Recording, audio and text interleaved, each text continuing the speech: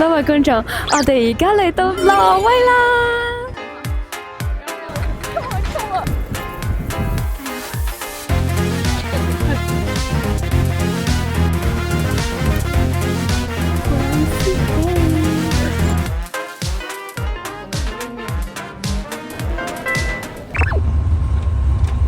好啦，咁我哋咧而家就嚟到呢一個海釣嘅船上面啦。呢一個海釣總共時長係5個鐘嘅，咁但係我哋就而家出緊去海嘅中間，之後佢應該會有啲西施型嘅嘢，之後我哋就去釣魚啦。咁咧，我哋喺個船上大概2個鐘啦，其實係未真正釣魚嘅。咁佢就會帶你遊船河去唔同嘅地方睇唔同嘅 natural landscape 啦。佢都會有一啲情節係停低落嚟之後，餵條魚俾 fox 或者餵條魚俾 eagle，跟住之後就等我哋睇下啲野生動物。我覺得就咁嚟睇咧，其實佢成個體驗都幾好啊。咁咧，我哋咧就係啱啱喺上面嗰個甲板度落嚟啦。而家就飲少少茶，食少少 snack，因為上面係會越嚟越凍嘅，之後個手係會越嚟越凍。個腳係會越嚟越凍，雖然係頂得住。咁我哋咧其實啱啱由第一個 fishing spot 之後停留咗大概5至10分鐘啦。個 captain 就講話 switch 去第2個 fishing spot。咁我哋而家就嚟到呢度啦，就係咁嘅樣。係啦，繼續釣我哋嘅魚。咁雖然我唔 expect 可能會釣到咩魚嘅，但係我哋都盡力啦。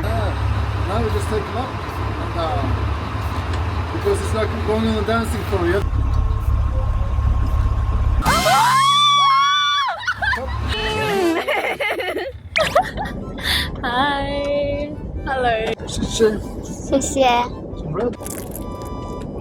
這份麵包好好吃哦。佢呢個湯入邊咧有啲蘿蔔啦 ，celery， 幾嚿 salmon 嘅，但係佢飲落去幾鮮味咯，我覺得。我哋咧啱啱咧就完成咗呢一個海釣嘅活動啦。下一站咧就係呢一個 City Library 啦，之後咧再去租個冰爪，行上去嗰個 view point 嗰度睇呢個 Tromsø 嘅成個景色。因為佢而家纜車係停運緊嘅，咁所以我哋就冇得搭纜車上去最高點，所以我哋淨係會喺佢半山腰有個 City View Point 嗰度睇。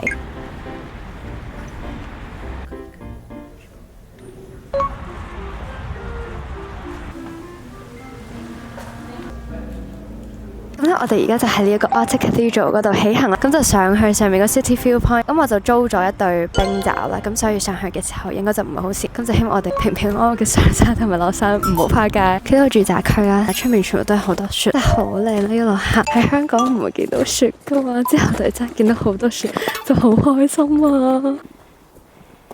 好彩有買到冰爪，因為我哋係跣親啦，有啲攰，加油！我哋仲有最後尾一段路就到個 view point 啦，好勁啊！覺得自己果然冰爪係有用嘅。大家如果真係咁樣爬上山，盡量唔好試下有纜車嘅話，咁但係有冰爪都可以嘅。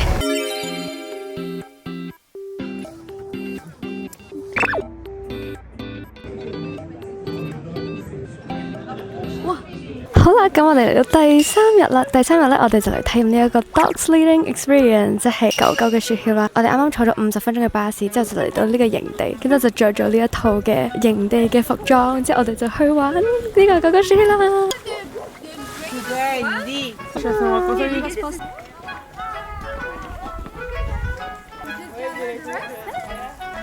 而家去緊佢同我哋講解個雪橇點樣用嘅地方啦，期待啊！ Come on！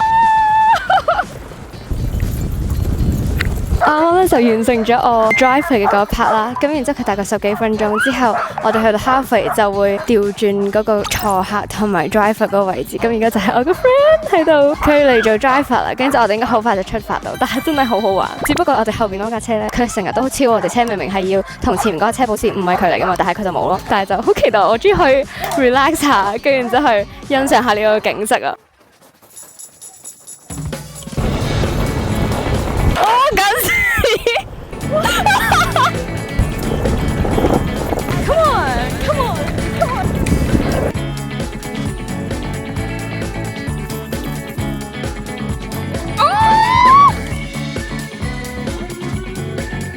我哋完咗呢個雪橇活動咧，就入嚟呢個廳啦，度飲下奶茶同埋食下蛋糕，即係佢有 chocolate cake 同埋 carrot cake 嘅。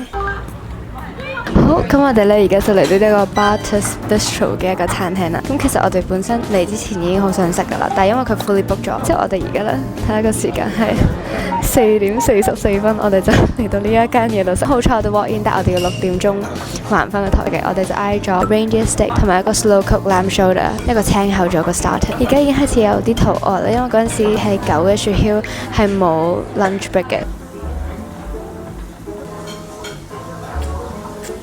嗰個肉好新鮮，我覺得佢麵包點個sauce應該會幾好味。好清新冇個 sauce，佢有少少咖喱，再加 creamy， 再啱啱擠咗檸檬。個 sauce 入邊咧應該係有啲 olive oil 啦，仲有少少嘅辣辣地嘅油，佢有少少 creamy 嘅元素喺入邊。雖然佢食落去唔係嗰個 creamy 嘅 texture， 但係佢冇話令我好驚豔咯，純粹係佢個味道都 OK。軟硬程度係做得啱啱好啦，因為我哋嗌咗 medium， 雖然佢話推介係 medium rare， 但係咧佢食起嚟又唔會有種鬆味。然之後佢個 sauce 係有啲 cranberry 嘅 sauce， 佢另一個配 reindeer 嘅 sauce 係有少少鹹甜嘅咯，但係我覺得我比較中意佢配梅果嗰個 sauce 多啲。佢個羊咧係配 with curry sauce， 即係佢唔似係日本咖喱嗰啲嘅，但係佢個 curry sauce 唔算太辣，佢整成一絲絲咁樣嘅。因為佢羊係配 curry sauce， 所以佢個鬆味唔算係太突出嘅。好啦，我哋咧就啱啱食完個餐飯，咁然之後我哋而家就排緊呢一個去買佢嘅 hot wine 飲啦。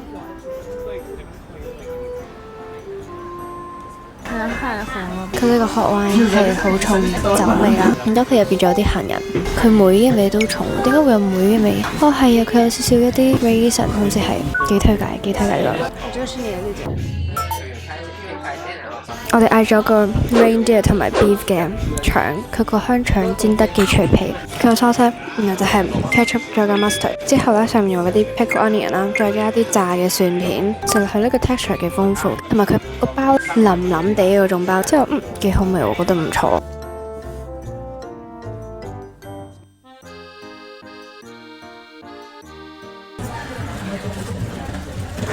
咁我哋第二朝呢，7點半就去咗蒸桑拿啦。因為有學生飛嘅緣故啦，所以我同我個 friend 除翻開，每個人都係港紙100零蚊就可以蒸到1個鐘嘅桑拿啦。你睇我塊面蒸到幾紅。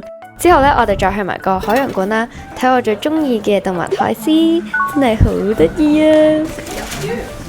白色嘅海獅。咁我哋咧而家就嚟到係 Tromsø 嘅最後尾一餐啦，最後尾一餐係呢一個 Pasta Fabrikken， 唔知有冇讀錯嘅餐廳度食意大利餐啦。咁咧我見到佢呢一個魚湯係幾推介嘅，咁因為我哋第一日咧咪 fishing experience 有魚湯嘅，咁因為嗰個上面嘅職員話每一個人烹飪呢一個魚湯嘅方式都唔同，咁所以我就諗住趁最後尾一日喺 Tromsø 就飲一個魚湯睇下有冇咩唔同先。個魚湯嚟到啦，你快啲試食下先。佢隔離會有啲麵包，佢個麵包咧又唔會話太腍，亦都唔會話太硬，我覺得個口感係啱啱好咯。然之後佢點埋個 creamy sauce 其實好夾，佢麵包係吸收晒嗰啲湯嘅味道咯。哇，好喝咧！魚湯同我喺嗰個 fishing experience 食到嘅魚湯唔同，佢呢個係再 creamy 啲啦，但係 creamy 得嚟又唔會好流咯。佢咧有啲細嘅蝦仔啦，仲有啲青口啦，同埋啲三文魚。我覺得佢海鮮嘅味道唔算係太出，反而佢係 creamy 嗰個味道會再更加出啲嘅。我覺得我自己比較中意呢一個 version。好啦，我哋今日嚟到我哋旅程嘅第4日啦，亦都係我哋嚟 Oslo 嘅第一日。咁我哋嘅早餐呢，就喺呢個 W.P. Simpson 嘅 bakery shop 嗰度。咁我就嗌咗佢哋最出名嘅 cinnamon roll 啦，同埋嗌咗一杯咖啡 latte 啦。佢上面啲糖呢，食起嚟有種顆粒嘅感覺。cinnamon roll 最外邊嗰層呢，食起嚟有少少脆脆地啊，之後入邊係反而腍少少。我覺得佢呢個 cinnamon roll 嘅肉桂味其實幾香，咁但係對我嚟講就唔會話太重咯，因為可能我平時都食開 cinnamon。我哋食完個早餐之後呢，就去 Munch Museum 行下啦。咁佢個佈局都唔錯嘅，幾好行嘅。我哋再去埋 Opera House 同埋公共圖書館，佢呢度竟然有黑膠碟㗎。然之後呢，我哋就去埋阿克斯胡斯城堡，但後尾呢，我就同個 friend 覺得有啲悶，所以去隔離就當下走先啦。咁我哋咧行完咁多個景點之後呢，我哋就嚟到一個叫做 Danglad Gris 嘅餐廳，食佢最招牌嘅 grilled 嘅 pork shoulder 啦。咁咧我哋就嗌咗一個 chef menu 啦，佢係包括前菜 smoke 嘅鯨魚肉，再加呢一個主菜同埋加一個甜品嘅。呢一個鯨魚肉呢，佢食起嚟呢，其實唔似smoked salmon嘅嗰種口感，之後佢味道呢，亦都唔似任何一種肉類，我覺得係好新奇嘅一個味道，但係佢又唔會話好多元素味喎。我覺得佢好似日本嘅薄切牛脷，但係只不過厚少少咯。佢係配搭住一個生嘅 onion， 一啲脆脆嘅餅一齊食，令佢口感更加豐富。去到最後關頭，我唔知點解呢，個咪會冇開啊！不過唔緊要，我就憑住記憶同大家介紹翻呢一個 pork shoulder 啦。咁佢個皮呢係整得非常之酥脆嘅，一啖咬落去係咔咔聲噶。我覺得佢個皮食落去有啲似香港脆皮燒肉啦，只不過佢呢一隻就整得再脆啲嘅。佢個肉質係好腍噶，我好中意佢皮同埋肉之間夾住肥肉嘅嗰個部分，食起嚟好滿足。佢隔籬仲配咗啲 mustard sauce，咁所以食落去呢都唔會覺得好膩嘅。